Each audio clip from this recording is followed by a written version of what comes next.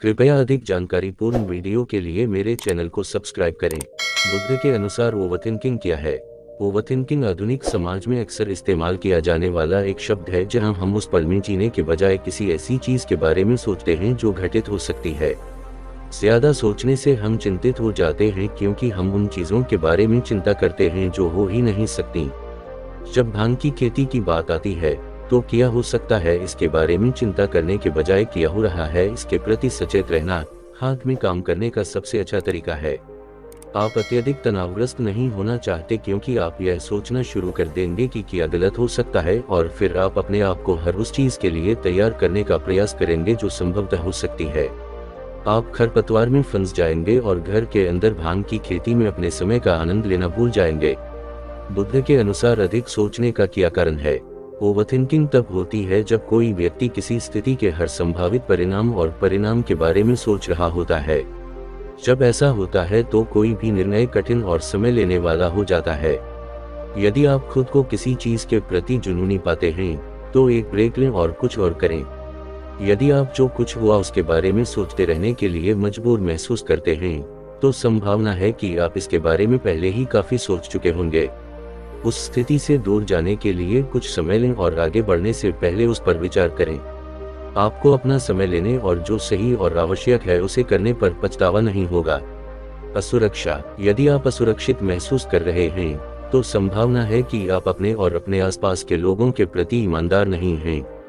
अगर लोग आपसे कहते हैं कि आप कितने अच्छे दिखते हैं तो उनका यही मतलब होता है। नकारात्मक टिप्पणियां अपने पास न आने दें, भले ही वे प्रियजनों से आई हों। ये लोग आपको इतनी अच्छी तरह से नहीं जानते कि इस तरह के बयान दे सकें। याद रखें कि आप अंदर और बाहर से खूबसूरत हैं। पूर्णतावादी दिल। पूर्णतावादी सोचते हैं कि वे अपने जीवन में सब कुछ उत्तम पाने के पात्र हैं, जबकि पूर्णता अक्सर आदर्श प्रतीत होती है। इसे स्वयं सहित किसी के लिए भी हासिल करना असंभव है। खामियों को स्वीकार करना और उन्हें अवसरों के रूप में अपनाना आपको अद्वितीय अनुभव बनाने और स्थायी यादें बनाने की अनुमति देता है। टाल मटोल। काम टालने वाले अंतिम समय तक काम शुरू करना टाल देते हैं। हालांकि शुरुआत में यह एक अच्छी बात लग सकती है, लेकिन टाल मटोल करने से शायद ही कभी अच्छा परिणाम मिलता है। जैसे जैसे समय बीतता है चीजें ढेर हो जाती हैं और भारी हो जाती हैं। अपने आप पर एक उपकार करें और आज ही अपने लक्ष्यों की दिशा में काम करना शुरू करें। चिंता अवसाद। चिंता और अवसाद कई अलग अलग कारकों से उत्पन्न होते हैं। कुछ लोग कुछ स्थितियों की प्रतिक्रिया में इन भावनाओं का अनुभव करते हैं, जबकि अन्य इनसे लगातार पीड़ित रहते हैं। बहरहाल, चिंता और अवसाद दोनों ही मानसिक बीमारियां हैं जिनके लिए पेशेवर मदद की आवश्यकता होती है। यदि आपको संदेह है कि आप इनमें से किसी भी भावना का अनुभव कर रहे हैं तो चिकित्सा सहायता लें। एक बौद्ध मार्ग। अत्यधिक सोचना कैसे रोकें? आइए इस कहानी के माध्यम से ओवरथिंकिंग को रोकने के बारे में और अधिक समझने की कोशिश करें। यह कहानी आपको सिखाएगी कि ज्यादा सोचना कैसे बंद करें। तुम्हें पता चल जाएगा कि कैसे जाने देना है। यह कहानी आपको बताएगी कि मन की बकबक को कैसे रोका जाए। इस कहानी में आपको ज्यादा सोचना बंद करने का सबसे तेज तरीका पता चलेगा। एक बार की बात है, एक गांव में एक युवक रहता था। वह सभी बुरी यादों को न भूल पाने की आदत से जूझ रहा था। वह हमेशा एक ही चीज के बारे में बार बार सोचता रहता था। अगर किसी ने उसे कुछ कह दिया या उसके साथ कुछ गलत हो गया तो वह सारा दिन बस उस घटना के बारे में ही सोचता रहता। उसके दिमाग में हर समय एक ही बात घूमती रहती। फिर वह अपने जीवन में घटी किसी बुरी घटना के लिए या तो अपनी किस्मत को कोसता या फिर भगवान को। वह उस व्यक्ति से बदला लेने के बारे में सोचता रहेगा जिसने उसकी ज्यादा सोचने की आदत के कारण उससे कुछ गलत कहा था या उसके साथ कुछ गलत किया था। लोगों से भी उनके अच्छे संबंध नहीं थे। उसे कोई काम करना नहीं आता था। खैर, उसकी हालत देखकर वह हमेशा तनाव या मानसिक अशांति की स्थिति में रहता था। उनके एक मित्र ने उन्हें सलाह दी कि उनके जैन गुरु पास के बौद्ध मठ में रहते हैं, तो तुम उसके पास जाओ। वह उसकी मानसिक समस्या का कोई न कोई समाधान अवश्य देगा। वह युवक जैन गुरु के पास गया और उन्हें अपनी समस्या बताई।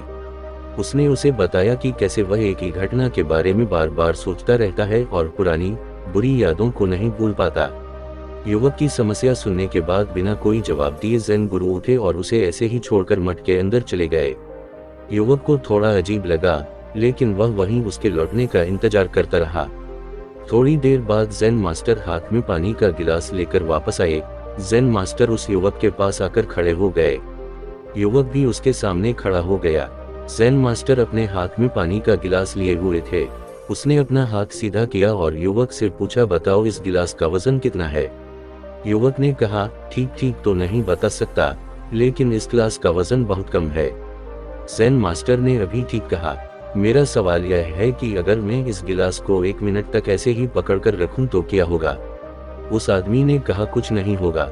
ज़ेन मास्टर ने अभी ठीक कहा, अगर मैं इस गिलास को 1 घंटे तक पकड़कर रखूं तो क्या होगा। युवक ने कहा, मालिक आपके हाथ पैर दुखने लगेंगे। तब मास्टर ने फिर कहा, ठीक है, अब अगर मैं इस पानी के गिलास को पूरे दिन तक अपने पास रखूं तो क्या होगा। युवक ने कहा, मालिक आपकी बांह सुन्न हो सकती है, आपकी मांसपेशियों में गंभीर तनाव हो सकता है और आपको अस्पताल जाना पड़ सकता है। ज़ेन मास्टर ने कहा, बहुत अच्छा, लेकिन क्या इस बीच गिलास का वजन बदल गया। आदमी ने कहा, नहीं गुरु, वजन नहीं बदला।